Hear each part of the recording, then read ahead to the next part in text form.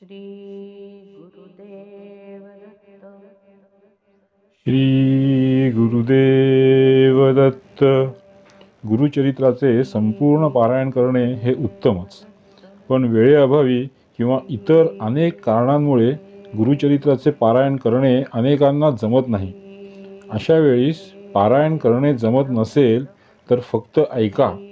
आपली नित्यकर्मे करता करता ऐकत राहावे. यामुळे गुरुचरित्राचे पारायण करण्याएवढेच फळ निश्चितच साधकाला लाभते. दत्तगुरूंची कृपा होतेच होते. श्री गुरुदेव दत्त.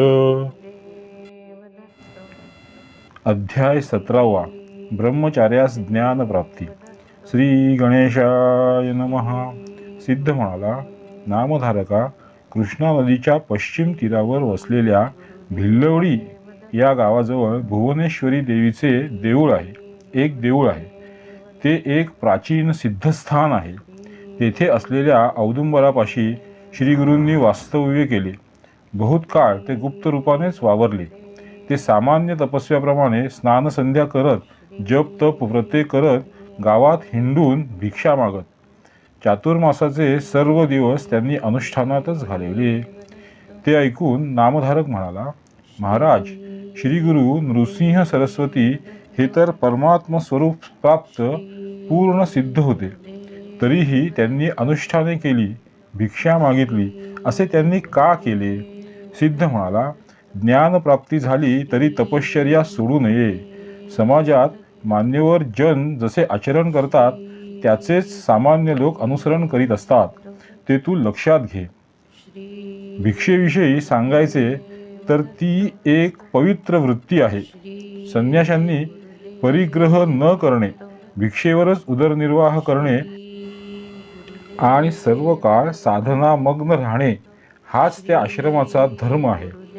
दत्तात्रेय व श्री शिवशंकर हेही भिक्षा मागतात, त्याचे हेच कारण आहे.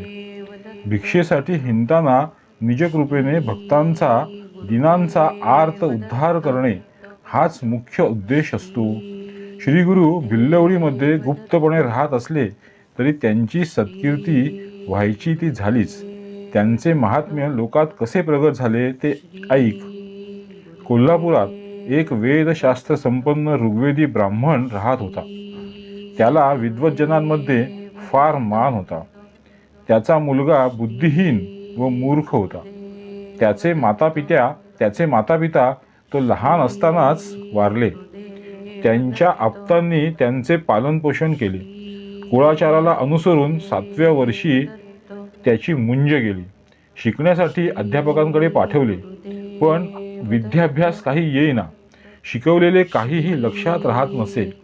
ब्राह्मणाला तर विद्या यायलाच हवी, त्याशिवाय उदरनिर्वाह कसा होणार? लोक त्याला अडाणी म्हणून हिणवू लागले. तो म्हणायचा, मी पूर्वजन्मी विद्यादान केले नसेल म्हणून या जन्मात मला विद्याभ्यास येत नाही. त्याला मी तरी काय करू? आता आपणच काहीतरी उपाय करा. लोक हसून म्हणायचे, तुला पुढच्या जन्मीच विद्या येईल, या जन्मी तू भिक्षेवरच पोट भर. अशा प्रकारे सातत्याने अवहेलना होऊ लागल्याने तो ब्राह्मण कुमार अतिशय दुःखी झाला. विद्या येत नाही याची खंत करीत ग्राम सोडून निघाला. त्याच्या मनात एकसारखे आत्महत्येचे विचार येत होते. रात्रीच्या सुमारास तो भिल्लवडीमध्ये आला. तेथे त्याने भुवनेश्वरी देवीचे दर्शन घेतले. त्याने अन्नोदक टाकले आणि तिच्या समोर धरणे धरून बसला. तो जगदंबेला आक्रोश करून सातत्याने विनंती करीत होता, आई, सर्वांनी माझी हेटाळणी केली, पण तू तरी उपेक्षा करू नकोस. मला मार्ग दाखव, माझ्यावर कृपा कर. असे 3 दिवस लोटले. शेवटी अगदीच निरुपाय झाला तेव्हा तो देवीला म्हणाला, माते, तू मला स्वप्नात येऊन मार्गदर्शन करशील असे वाटले होते, पण तूही पाठ फिरवलीस. आता मी काय करू? कोठे जाऊ? थांब, मी तुला माझी जीभच अर्पण करतो. तरीही कृपा केली नाहीस तर हे शिरकमल तुझ्या चरणी वाहीन. त्याने खरोखरच आपली जीभ कापली आणि देवीच्या मूर्तीच्या चरणी वाहिली. तो त्याचा निर्धार पाहून देवीला करुणा आली. त्याला रात्री त्याच्या स्वप्नात जाऊन ती म्हणाली, बाळा ब्रह्मचार्या, तू माझ्यावर रागावू नकोस. कृष्णेच्या पश्चिम तीरावर औदुंबराखाली एक महान तपस्वी अवतारी पुरुष वास्तव्यास आहे. तू त्यांना शरण जा, तेच तुझी इच्छा पुरवतील. त्या दृष्टांताने ब्राह्मण कुमाराला जाग आली. देवीला वंदन करून तो कृष्णा नदीच्या दिशेने त्वरेने धावला. प्रवाहात झेप घेऊन पलीकडे गेला. तेथे औदुंबराखाली श्री गुरु नृसिंह सरस्वती महाराज बसले होते. त्यांना पाहताच त्याला अत्यानंद झाला. त्यांनी त्यांचे पाय धरले. जीभ नसल्यामुळे त्याला बोलता येत नसले तरी अंतर्ज्ञानी श्रीगुरूंनी त्याचा मनोभाव जाणला होता. त्यांनी आपला वरदहस्त त्याच्या मस्तकी ठेवला तर काय आश्चर्य, त्याला पुन्हा जीभ आली. त्याला वेद, शास्त्रे, पुराणे, तर्कशास्त्र, भाषा, व्याकरण असे सर्व ज्ञान प्राप्त झाले. परिसस्पर्शाने लोखंडाचे सुवर्ण व्हावे तसे श्रीगुरूंच्या पुनीत स्पर्शाने त्या ब्रह्मचार्यास पांडित्य प्राप्त झाले. सिद्ध म्हणाला, नामधारका, असा आहे गुरूंचा महिमा.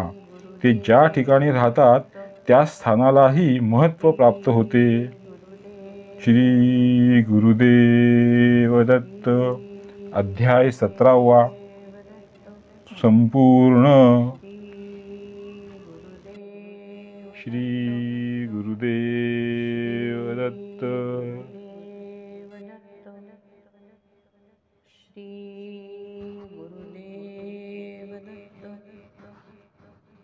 श्री गुरुदेव दत्त. श्री गुरुदेव